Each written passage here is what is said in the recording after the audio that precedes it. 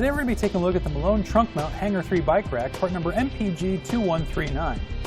The Malone Hanger 3 Trunk Mount Bike Rack is a fast and easy solution to carry your bikes from one place to another. It can carry a wide variety of bikes ranging from your mountain bikes, to your alternate frame bikes, to your kids' bikes, and to road bikes as well. In some cases when loading your bikes, especially those with alternate frames or kids' bikes, you may need to use an adapter bar to have it fit properly on the bike rack. Malone does carry these, and you can find them on etrailer.com's website. It holds your bike at 3 locations. We're going to have 2 straps up at the top tube. Our third point is going to be the strap around the side here, and that's going to be referred to as our anti-sway cage, which is going to keep your bike from moving too far back and forth and causing bike-to-bike contact. The cradles are padded and have these grooves in them so that the cables of your bike will fit inside those instead of getting crushed up against your frame once it's being initially installed. The cradles are stationary, meaning they can't move back and forth or anything like that, but they are movable to accommodate different mounting styles. At the ends of both of our arms, one of them has a reflector for better visibility at night, and on the other we have this lock, and this is going to be your integrated cable lock to lock the outermost bike to the bike rack. This also comes with a stability or load strap to wrap around all 3 bikes once they're installed to keep them in place while you travel as well. This also comes equipped with quick release hubs here and here. The hubs at the top, that's to help you adjust it to whatever vehicle that you may have. And the ones at the midpoint here, this is to fold your bike arms out and back down once you're finished using them. And this will also assist with those close quarter situations such as parking or putting it in your garage and you don't want to take off the bike rack. The frame is made from an 1.25 inch steel tube construction, so it's very strong and durable. And it also has movable pads at the top and at the base to protect your vehicle from scratches and abrasions. It's held into place by 6 straps that wrap around your trunk or your hatch. We'll have 2 up at the top, 2 at the side and 2 at the base, or 2 underneath depending on your style of installation. And the hooks are rubber coated, again to help protect the finish of your vehicle. And for a nice added touch, it does have these hook and loop straps to hold the excess of your straps once you have everything tightened down. When not in use, everything folds flat for storage. It has a carrying capacity of 33 pounds per bike and a limited lifetime warranty. When comparing this with other products, the 2 others that come up are going to be the Hollywood Rack's Expedition 3 Bike Trunk Rack, part number HR-F6-3, and the Yakima Halfback 3 Bike Rack, part number Y02635. Out of all 3 of these, the most economical is going to be the Malone. However, for ease of use, that's actually going to go to the Yakima. While both the Hollywood and the Malone have the center hubs to adjust your bike rack to where it's needed, the Yakima is a little bit more user-friendly as it's simply just a dial that you turn to adjust it to where you need it. As far as versatility is concerned though, both the Hollywood Racks and the Yakima are going to take this as they're a little bit more adjustable when it comes to trunks with spoilers on the back. And as far as locks are concerned, only the Malone comes with locks included out of these 3. Now that we've gone over some of the features of the bike rack, let's go ahead and show you how it installs. We have everything laid out on our table. It's going to come with your box, save the instructions. We're going to have the pads that are going to hook up to the bike rack, and we'll have our 2 hooks here for alternate mounting positions. We'll have our stability strap, keys for our integrated cable lock, and the straps themselves for our bikes. Before we can place this on our vehicle, we'll take our pads and we'll snap them around our bars here, like so. I'll repeat this for the top portion too with this bar. To make it easier to get to the top bar, we'll flip out these handles here. You can see the teeth separate, and we'll actually fold it out and then close up those bars, and now we can put on those pads.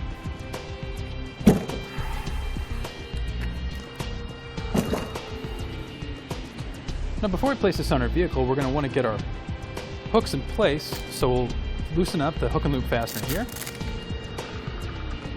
unroll it, then come to our cam buckle here, open it up by pushing up the tab and pulling up. We're going to do this for all of our hooks. Now we'll set our bike rack into place, making sure the padded portions are what's making contact with the vehicle here at the base, as well as our rear windshield here. Then we'll take our hook and bring it up and attach it up at the top here. I'm going to do that on both sides. Then and we'll tighten it down so we can hold it in place. And now we'll attach our other straps.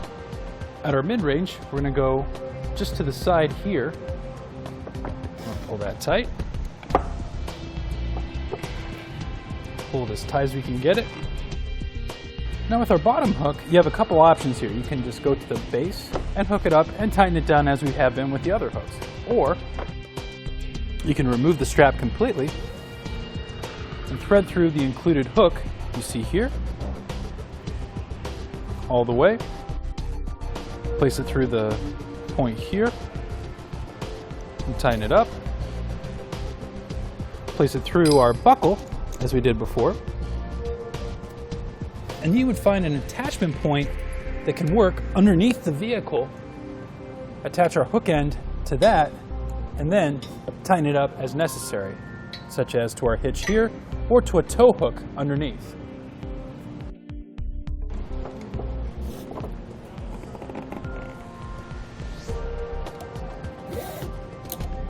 With everything tightened down, next we'll take up our excess of our straps and put it into the hook and loop strap up at the top. And we'll do this for all of them.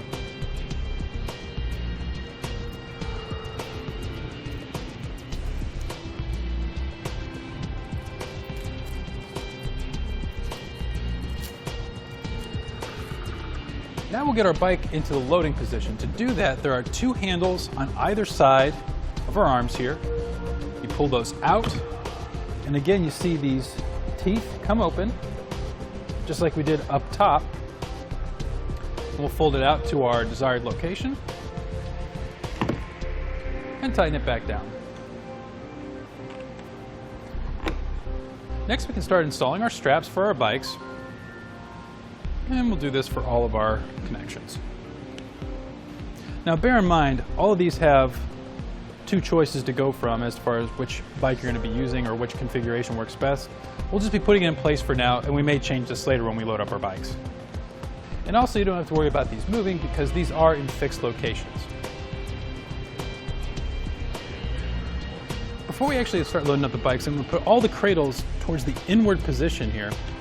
And this is going to make loading a little bit easier, and also keep the straps out of the way as much as we can, so we don't have to fight around stuff to get our bikes in place. All right, now we can grab our first bike, set it in, and figure out where our cradles are going to go. Push it up, making sure that our anti-sway cradle here will be going around the stem. Go as tight as we can. Then we'll strap up our top tube. Our first bike is in place. Now we'll grab our other bikes and do the same.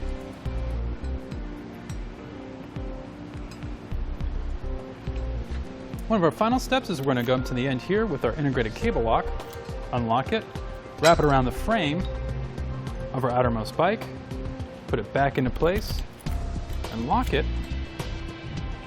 Now they cannot remove the front bike, therefore they can't remove the others, and everything is secure. Next we'll take our stability or load strap, put it around the frames of our bikes, tighten that up, and then we'll take it out on our test course and show you how it looks. Here it is on our test course. We'll start by going through the slalom. This is going to show us the side-to-side action, which simulates turning corners or evasive maneuvers. Next, we're at the alternating speed bumps, which we'll see the twisting action. This will simulate hitting a curb or pothole or driving over uneven pavement. Finally, we have the full speed bumps, where we'll see the up and down action, which is just like driving out of a parking lot, garage, or driveway.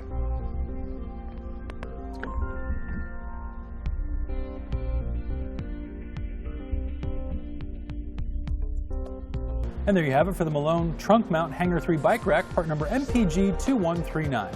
All right, so what do we think about the Malone Hanger 3 Bike Rack? I think it's a pretty good rack if you're wanting to just transport bikes every so often. You know, a hitch rack, in my opinion, is always the best way to go if you're going to be doing a lot of bike transport. But with this one, if it was just a few times a year or something like that.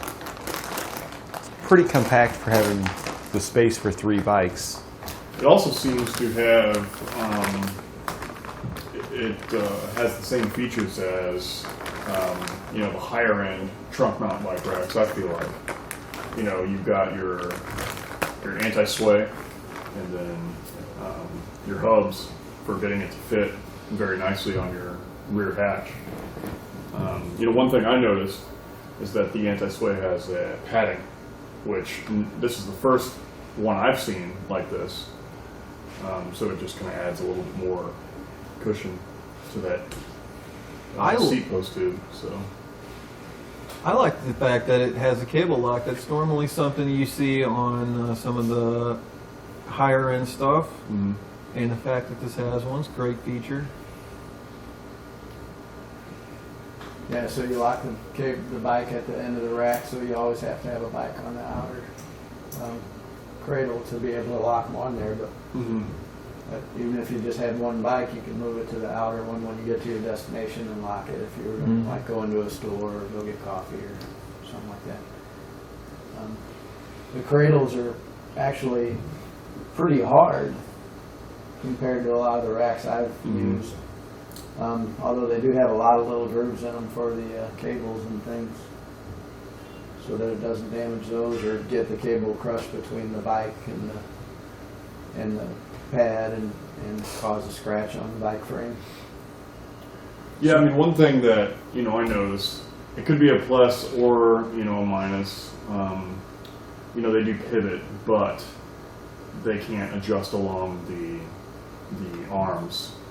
So if you had a larger bike or something that sticks out further than the rest, you know, you can't, you know, leave them in place and adjust the other two or vice versa. It's sort of a double-edged sword. Mhm. I mean, they're not going to move Mhm. when you don't want them to, but at the same time, you can't move them if you You needed to. can't customize the bike spacing. They're all separated. And there are other bike racks that are similar yeah. to that have fixed cradles, but Mhm. what do we think about installation on a vehicle? This is 6 straps. It's not going anywhere. Yeah, it's a little more cumbersome. You know, some of the bike racks only have 4 straps or whatever with hooks. The pads that clamp onto the bars for, you know, really so they don't damage your rear window or your bumper. They're pretty stiff, but they're not. I don't feel that it's going to go anywhere. I don't think it's going to cause any damage. It's nice that you can adjust them. So I don't know if it's going to interfere with a rear wiper blade, but the fact that you can adjust the spacing of the bumpers, it could be helpful.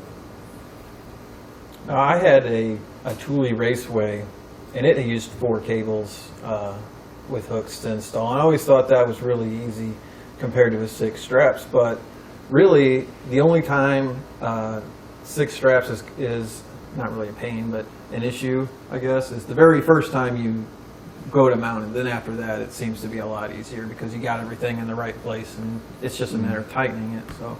And then some people leave them on, so they may feel that they only have to install it once, and then maybe just check their straps. And then on that note, having the keepers, you know, I've dealt with many trunk mounts, and you've got 6 straps, and when you go to tighten it down, you're trying to figure out the best way to tie it or hide it, and you don't want to cut it because then it frays. So having these keepers, definitely a plus. Yeah. So I'm on etrailer.com and I'm looking at trunk mount bike racks. Why would I buy this one, or why would I choose not to buy this one? I think one of the reasons to buy this one is if you're not an everyday rider, you just ride once in a while, this is a great economical choice, and it will all fold flat to store in your trunk and out of the way when you're not using it. Another reason is because you can secure your bikes at the back of the vehicle. I'd have to agree. I mean, when you're on the market or in the market for you know, a trunk mount bike rack, when you see this one, you're gonna be like, well, shoot, this has a lot of the same stuff as a premium trunk mount bike rack. You know, it's got your anti-sway, cable lock, you know, everything, and it's fairly large in my opinion for a trunk mount bike rack. But I mean, it seems pretty solid. So, you know, I think they're going to be pretty happy with it. Yeah, it seems pretty all-inclusive, and you get 3 bikes on the back. Looks like it's going to fit most bikes, so I couldn't see any reason why you wouldn't want it if you were looking for a trunk mount. Yeah, I agree. I think only maybe somebody who's really going on a long haul, cross country might want to pick up, something a little higher end. But for most applications, I think this is going to do the job. So what reasons would there be not to buy this rack? It's a trunk mount rack, That's probably the number one. It's a lot and easier. you won't be able to get into your rear hatch as easily to get out. Trunk Your or- helmet, gloves. Yeah, they do Bike have to come shoes. off. That's for sure. That the cradles are a little hard. It's funny that the cradle that you put the bike on is harder than the cradle that's actually the anti-sway. Which in most cases, it's the other way around. And constantly having to check your straps, making sure it's Straps. not getting loose. Number of straps. So, quite a few reasons. Yeah. All right. Thanks, guys. Thanks for watching. Click the link in our description below to shop, learn more, or visit us at etrailer.com. And leave us a comment if you have any questions.